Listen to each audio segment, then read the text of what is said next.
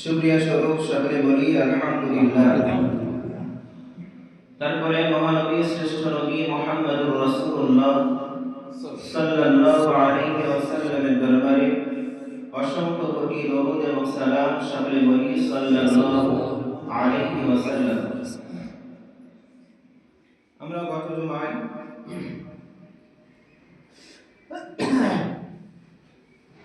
তাকবীরে তাহরিমা সম্পর্কে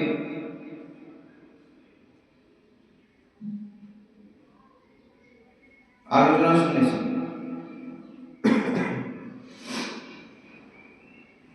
স্মরণের জন্য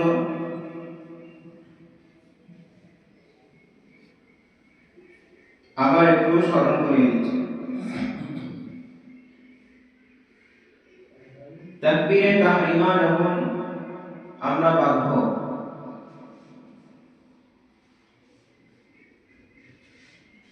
আমাদের দুই হাতের আঙ্গুলগুলো সাধারণ অবস্থায় যেমন থাকে, সাধারণ অবস্থায় আমরা কান পর্যন্ত তুলব।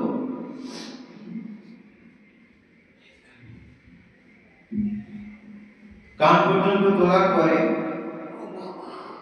আল্লাহু আকবার বলে আমরা তাকবীরে তাহরিমা বাঁধব।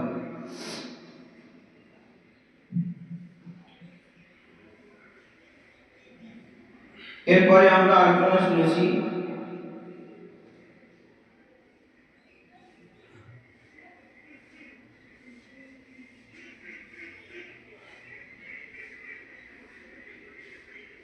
যে নামাজের কেরাত যদি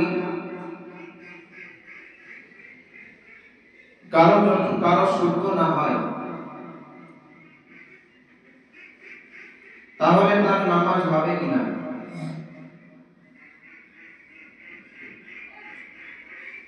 এ পর্যন্ত আমরা গত জুমায় আলোচনা শুনেছি।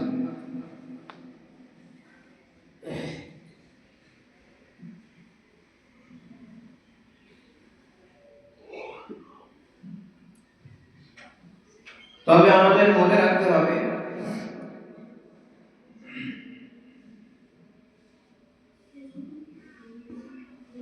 কোরআন আল্লাহর ভাষা।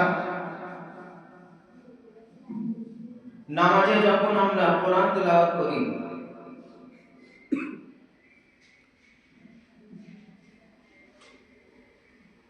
শুধু আমরা কোরআন মুখে পড়ি তাই নয়, বরং কোরআন তেলাওয়াত করা মানেই হলো আল্লাহর সঙ্গে সরাসরি কথা বলা। সুতরাং যে ব্যক্তি আল্লাহকে ভালোবাসে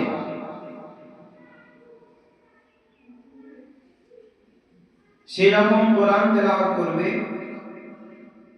সে মনে করবে যে আমি আল্লাহর সঙ্গে কথা বলছি। দুনিয়ায় যে যাকে ভালোবাসে তার সঙ্গে কথা বলার সময় যেমন তার অন্তর থেকে তার সবটাকে দিয়ে কথাকে সুন্দর করে মানুষের সামনে বলার বা তার সঙ্গে কথা বলার চেষ্টা করে, সে যতটা কথা সুন্দর করতে পারে তার সবটাকে দিয়ে সে সুন্দর করার চেষ্টা করে। ঠিক তেমনই যে ব্যক্তি আল্লাহকে ভালোবাসবে, কোরআন তেলাওয়াত করার সময় সে চেষ্টা করবে যে আল্লাহর সঙ্গে আমি যখন কথা বলছি, আল্লাহর সঙ্গে আমি যতটা সুন্দরভাবে কোরআন তেলাওয়াত করতে পারি সে ততটা সুন্দরভাবে কোরআন তেলাওয়াত করার চেষ্টা করবে।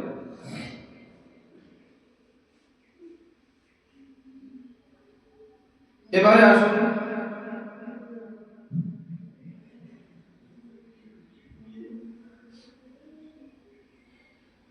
মাসালায় আছে, যদি কোরআন তেলাওয়াত শুদ্ধ না হয়, কোরআন তেলাওয়াতের ভিতরে যদি বড় ভুল থাকে, যে ভুলের কারণে অর্থের পরিবর্তন হয়ে যায়,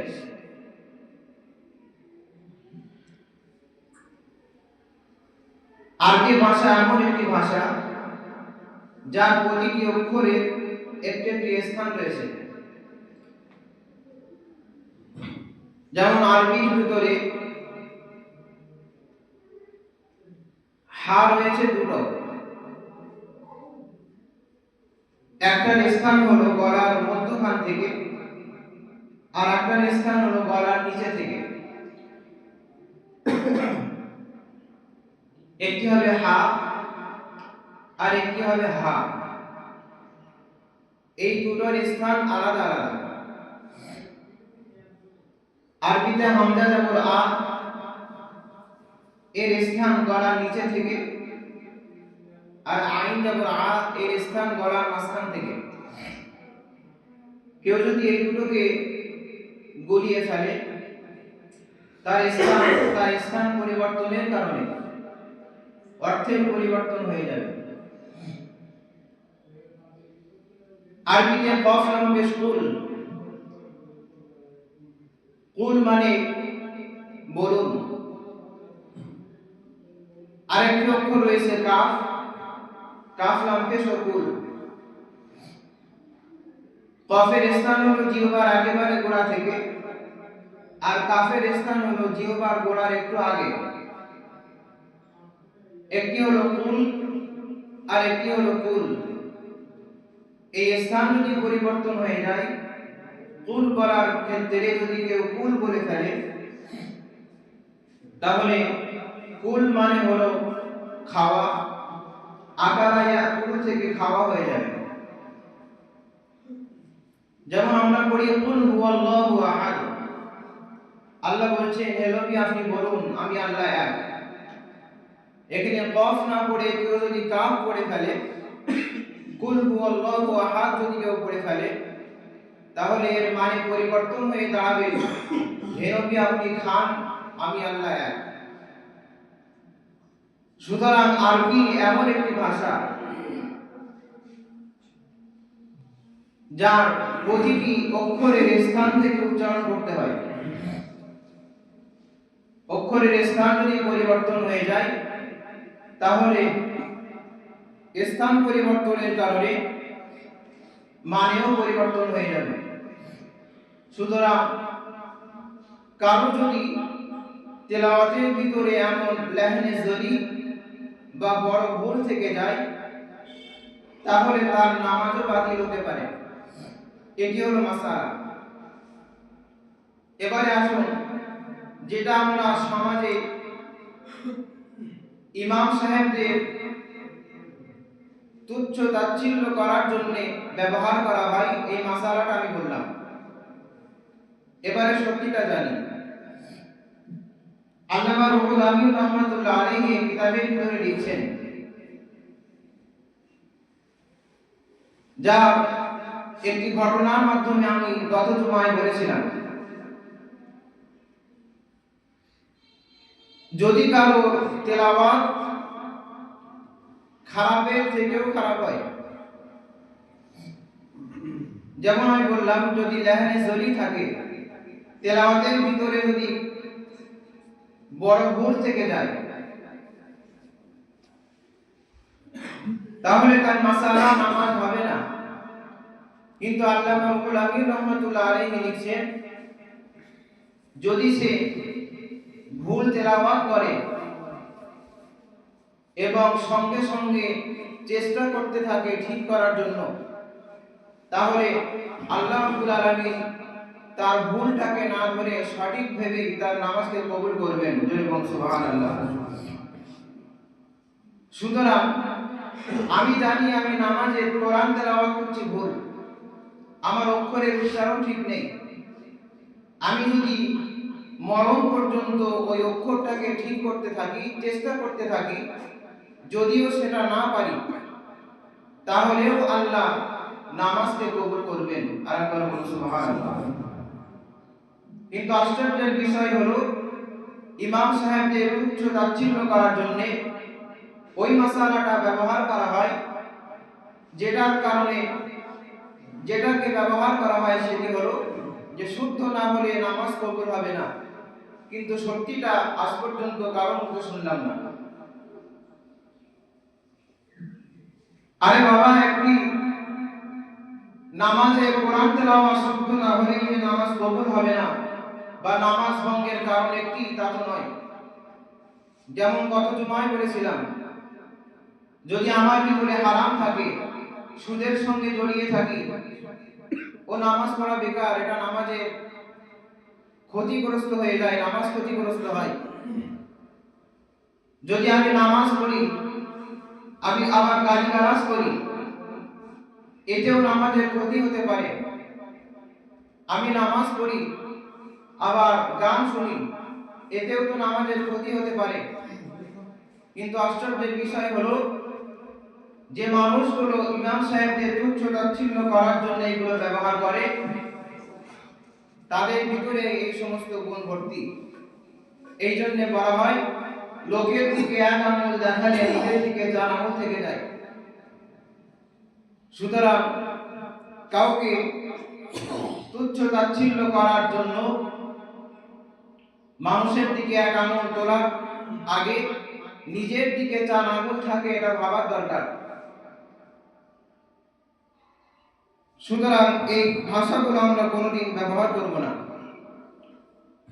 তাহলে আমরা জানলাম, সে ইমাম সাহেব হোক বা সাধারণ মানুষ হোক, যদি তার কোরআন তেলাওয়াত শুদ্ধ না হয় এবং শুদ্ধ করার জন্য যদি চেষ্টা করে যায়, তাহলে তার পিছনে নামাজ পড়া এতে কোনো বাধা নেই, বা তার নামাজ কবুল হওয়ার ক্ষেত্রে কোনো বাধা নেই। এবারে আসুন আমরা সঠিক রুকু সম্পর্কে জেনেই আলোচনা শেষ করব। রুকুতে আমরা যখন যাব, আল্লাহু আকবার বলে আমরা 2 হাত দিয়ে হাঁটুকে ধরব এবং পিঠ এবং মাথা পুরোটাই লেভেল থাকবে, সমান থাকবে।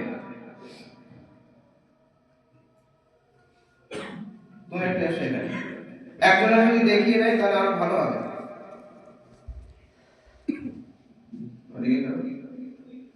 রুকুতে যাও, রুকুতে যাও। এবারে দেখেন, হাতগুলো থাকবে এগুলো করো। না, ঠিক আছে। এই হাতের আঙ্গুলগুলো হালকা সামান্য ফাঁকা থাকবে, শরীরের ভরটা থাকবে হাতের তালুতে এবং হাঁটুর উপরে রাখতে হবে। আঙ্গুলগুলো থাকবে সোজা পশ্চিম মুখ। আমরা দেখি অনেকে হাতগুলো এরকম বেঁকিয়ে ফেলে, এটা করা যাবে না। হাতের আঙ্গুলগুলো সোজা থাকবে, আঙ্গুলগুলো হালকা ফাঁকা থাকবে। আবার দেখো, এখান থেকে নিয়ে এই যেমন মাথাটা নিচু হয়ে যাচ্ছে, মাথা নিচু করা যাবে না। মাথা একটু সোজা করো। হ্যাঁ, মাথা থেকে পিঠ পর্যন্ত পুরোটাই লেভেল থাকবে। এবার এখানে গিয়ে আমরা করব সুবহান রাব্বিয়াল আযীম। ছোট্ট একটি মাসালা, যদি এখানে আইন য ইয়া মিম আছে, আইন য ইয়া মিম আযীম, এই য এর মাখরাজ হলো, এর উচ্চারণ স্থান হলো জিহ্বার আগা, উপরের দাঁতের আগা, লি লি এভাবে উচ্চারণ হবে। এটা আমরা সাধারণ মানুষ পারি না, তাহলে আমাদের কি নামাজ হবে না? আল্লামা হুজুর লিখেছেন, যদি কেউ আযীম য উচ্চারণ করতে না পারে তাহলে সে পড়বে কারীম। সুতরাং আমরা পড়ব সুবহান রাব্বিয়াল কারীম, এটা 3 বার পড়ব। এটা বলা হয়ে গেলে সামি আল্লাহু লিমান হামিদা বলে আমরা রুকু থেকে উঠে দাঁড়াবো। এই পর্যন্তই আজকে জুমা। জুমার বয়ান। আল্লাহ রাব্বুল আলামিন আমাদের সকলকে সঠিক বুঝ দান করুন। সকলে বলুন আল্লাহুম্মা আমিন।